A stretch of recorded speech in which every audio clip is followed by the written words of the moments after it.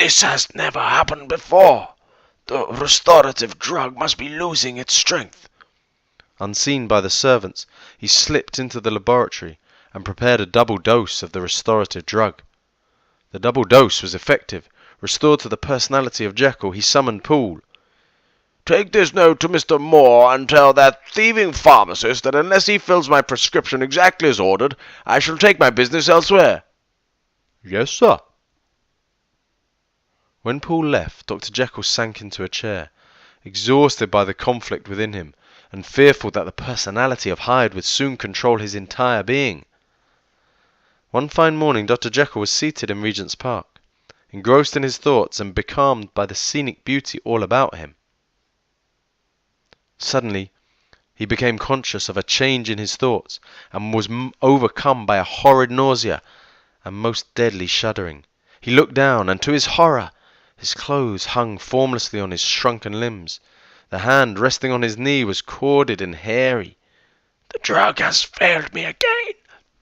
I shall never be able to get back to the laboratory now. Just a moment ago I had the respect of my fellow men, wealthy, beloved, and now I am hunted, homeless, and a known murderer. Shielding his face from passers-by, he slipped out of the park and down a side street. Suddenly, Hyde thought of Dr. Lanyon, a colleague and friend of Dr. Jekyll. Lanyon, that's it. Dr. Lanyon will help me. I must find a way to communicate with him. Luckily, escaping detection, he reached an inn and was shown into a private room. Shall I bring you anything, sir? Paper and pen, if you please, and hurry. A few minutes later, he had written 2 letters, one to Dr. Lanyon and the other to Poole, Jekyll's butler. The letters posted, he sat in the private room, impatiently waiting for nightfall. When night finally came, Hyde hailed a closed cab and was driven to and fro about the streets of the city. Dr. Lanyon, a well-known physician and friend of both Dr. Jekyll and Mr. Utterson, was dumbfounded when he read the letter addressed to him by Dr. Jekyll.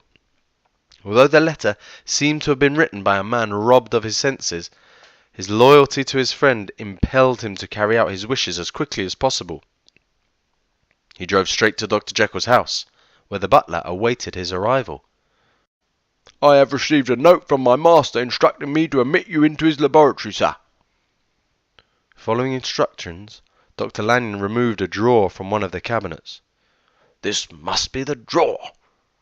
Wrapping it in a sheet, he returned with it to his own study. There he awaited the arrival of the messenger who was to call for the drawer. This is utterly fantastic. Poor Jekyll, his mind must be greatly troubled. At exactly midnight, Dr. Lanyon opened the door in response to a knock. You have been expecting me, sir. Come in, if you please. You are the... Yes, sir. I am the messenger from Dr. Jekyll. Jekyll must be either bewitched or out of his mind to entrust an important message to such a vicious-looking fellow. As they entered the study, Hyde cried out excitedly, Have you got it? Have you got it? Lanyon was conscious of an icy pang in his veins. Come, sir, you forget that I have not yet had the pleasure of your acquaintance. Hyde controlled his feelings in an effort to be civil.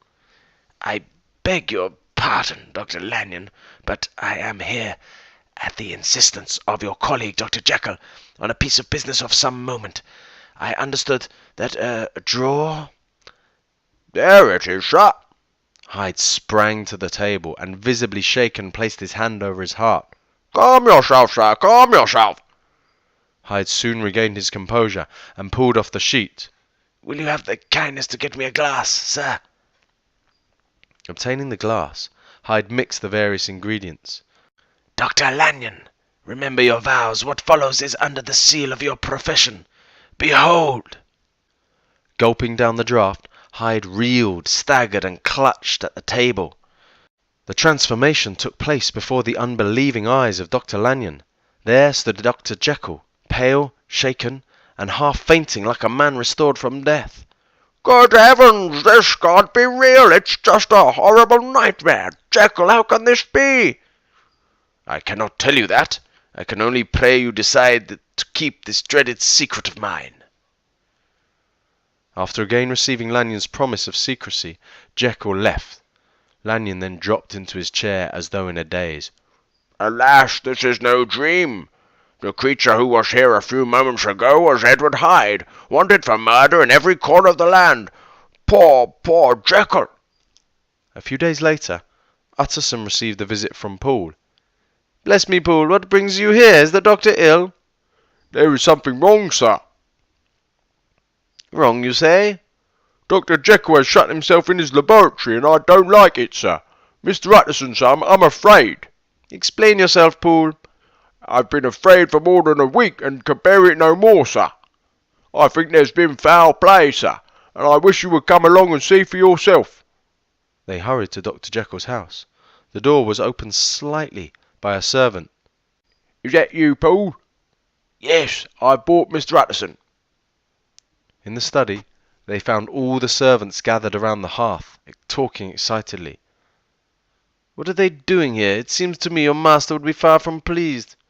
They're all afraid, sir. Poole led Utterson to the laboratory door and knocked. Listen carefully to the voice, sir. Mr. Utterson, sir, asking to see you. Tell him I cannot see anyone. The butler led Mr. Utterson through the yard to the kitchen of the house. Sir, was that my master's voice? It seems much changed. I've been 20 years in this house, sir, and I would swear that is not the doctor's voice. No, sir. My master was done away with 8 days ago when we heard him cry out in anguish. This is a strange tale, Poole. Supposing your master was murdered, as you fear, what could induce the murderer to stay? It just doesn't make any sense. Well, Mr. Utterson, you are a hard man to satisfy, but I'll tell you just what's been happening the past week. About a week ago I heard a loud banging at the door. Poole, come here at once. I'm here, sir. What is it? There's a paper under the door. Take it to the pharmacist. Be quick about it. Am I to wait for a message, sir? You will bring back a drug Mr. Moore will give you, and you are to leave it here on the floor. Now in heaven's name, Poole, hurry! I went immediately. My master, Dr. Jekyll, wants this filled immediately. Mr. Moore asked me to wait and left the note lying on the counter. I glanced at it. The drug you have been sending me is of poorer quality than I have obtained from you previously. I pray you, sir, help me out with some of the old quality. It is most urgent that I receive some at once. Henry Jekyll, M.D. Mr. Moore soon returned.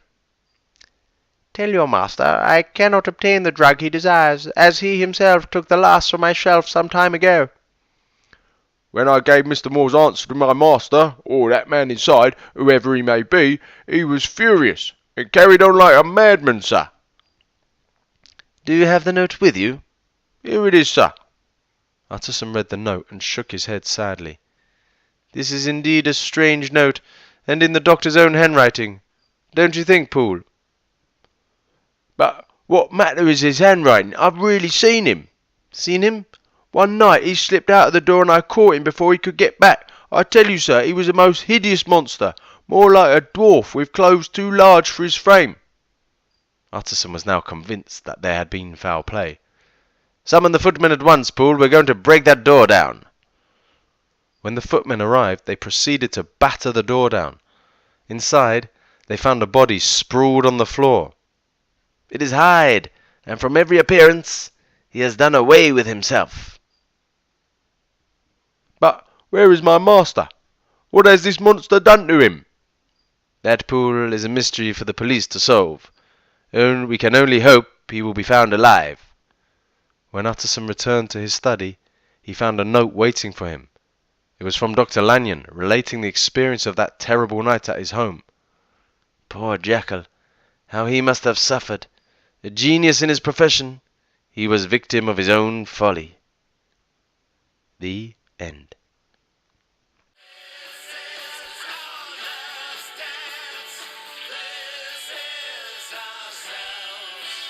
Under pressure. Pressure.